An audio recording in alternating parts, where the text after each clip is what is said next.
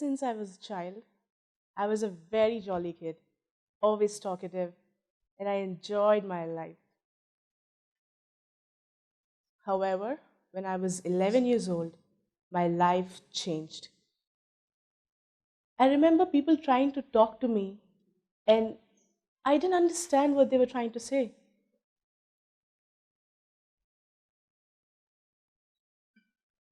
But I never mentioned anything to my parents, though I knew that there was something going wrong within me. I had seen a lot of deaf ones, and I knew that being deaf was a social stigma. So I kept quiet about it.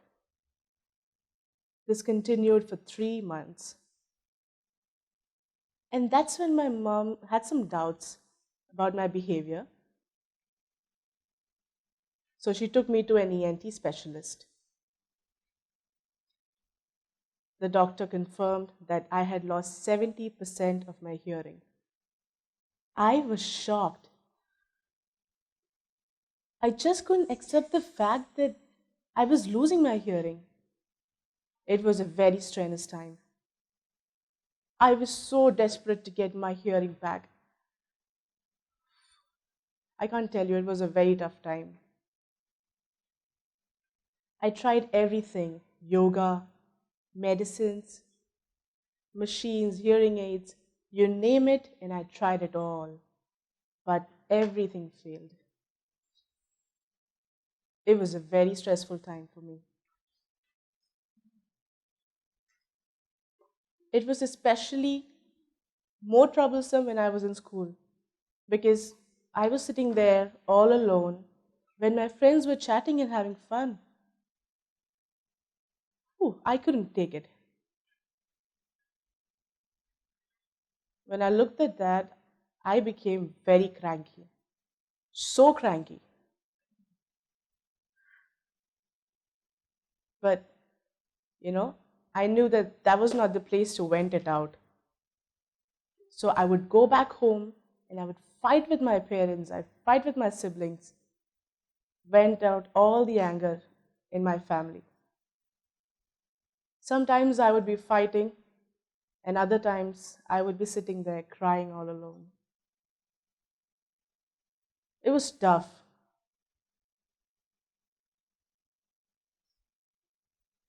Somehow I finished my schooling, and during my college days, it was tough because I was still a withdrawn kid.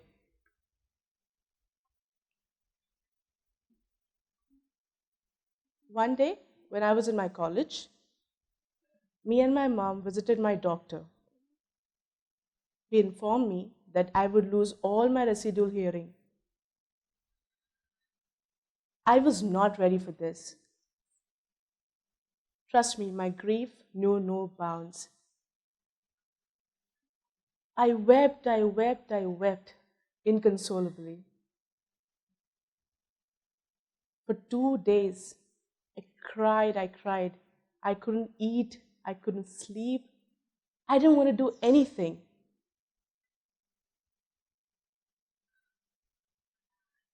I cried my heart out. I even got suicidal thoughts. I just wanted this to finish once and for all. And with this thought in mind, I came out of my room one evening and I saw my family sitting there. I looked at my mom. There she was, crying silent tears. My father is a very strong man. He was trying hard not to show his grief. He looked at me and he smiled. He said, "Don't worry, dear, I'm here for you." My young brother, he was trying hard to think of ways how he could help me, but no idea how he could. And my youngest sister, who was way too young back then to understand what was happening. I looked at my family and then I thought to myself, if I commit suicide, how will that help my family in any way? It's only going to add to the trouble and pain that they're going through. I decided that day that I would have to live, at least for my family's sake. But does that mean my life changed for better? No, not at all. My life was still the same, just dragged on and on. I finished my school, I finished my college, and like any other fresher, I started looking for a job. That's when I came across Vishesh. Vishesh is an organization that provides job opportunities for people with disability. So I applied in Vishesh, hoping that they would help me find a good, decent job in an MNC. But back then, there were no jobs available. So I decided that I would volunteer in Vishesh as a teacher for deaf children. Whatever broken signs I knew, and with some gestures, I applied. And since then, I have been with Vishesh. The first thing I did when I joined Vishesh was learn sign language. I knew I had no future with sign language because I thought I could speak clearly. So, I thought I was doing a service for the deaf community, and I was really proud about it. But now, when I look back, I understand how silly I had been. I realized that sign language was making communication so easier for me.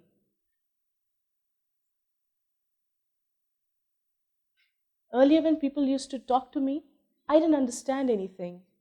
But now, I understood everything and clearly.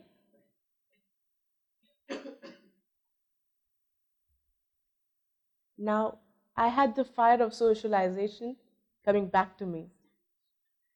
And I was enjoying that. I was very happy with my life. I was eager to meet deaf ones every day, talk to them.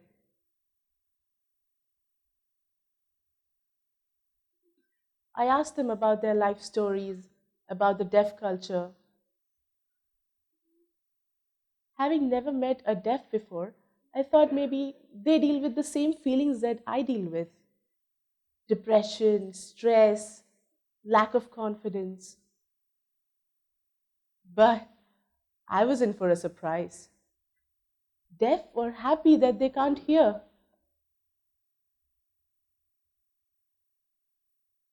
I had to struggle a lot with their tantrums. When I tried to help them by being their voice, they would deny it.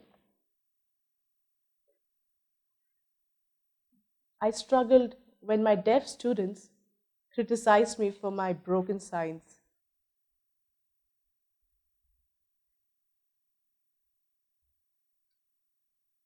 The criticism, the negativity was so much. Earlier, I used to cry, but then I stopped crying. It was the stress and the frustration that was bubbling up in me. I thought I'll quit the deaf world, and I did so. And here I was, back into no man's land, determining where I belong. Was it the hearing world or the deaf world?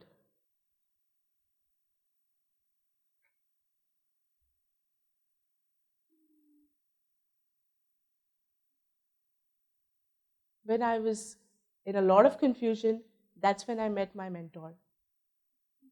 He was a deaf man. I bombarded him with 1,000 questions, and he answered each of them. I wanted to know about the deaf psychology, deaf life, and he explained everything. I learned a lot from him. Many answers, yes, I agreed with. Some of them were not the ones I expected. In fact, I had difficulty digesting most of the answers.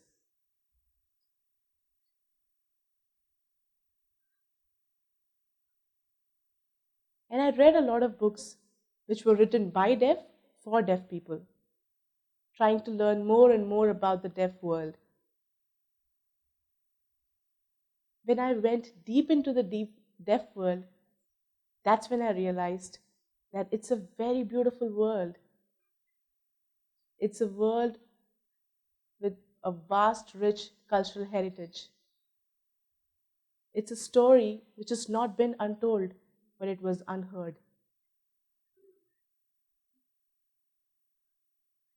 When I went into the deaf community is when I realized my need for it. I understood that this is where I belong, and that changed my life forever. Earlier, when people tried to talk to me, I was ashamed to tell them that I was deaf. But now, I'm very open about it. I'm happy to say that I'm deaf. Earlier, I was a little hesitant to use sign language when I was around people. But now, I'm proud that I know sign language, and I love it. I love to communicate in sign language. Earlier, as a deaf person, it was very difficult for me to travel around in Bombay. But now, anywhere in India, I travel alone. And I feel good about it. My life has changed in a very wonderful way. It's the resilient prowess of sign language that gave the strength to my inner voice. Wow.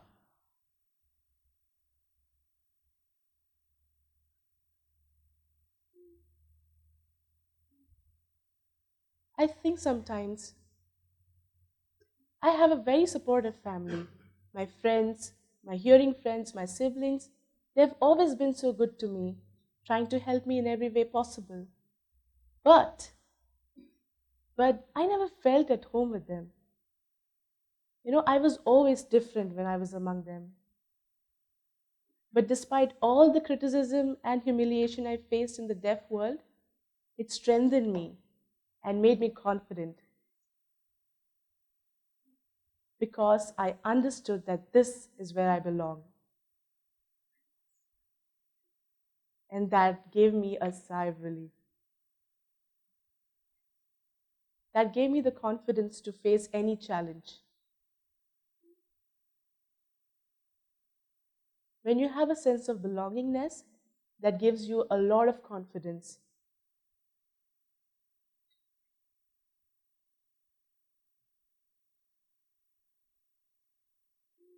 If you know where you belong, you're confident. And you can face any challenge that comes your way and get through successfully. But how do you determine where you belong? Does belongingness come with your social status? Your age? No. You belong where your heart is. That's when you know you belong there. So go, find where you belong, seek for it. And when you find it, you see yourself bloom beautifully. Thank you.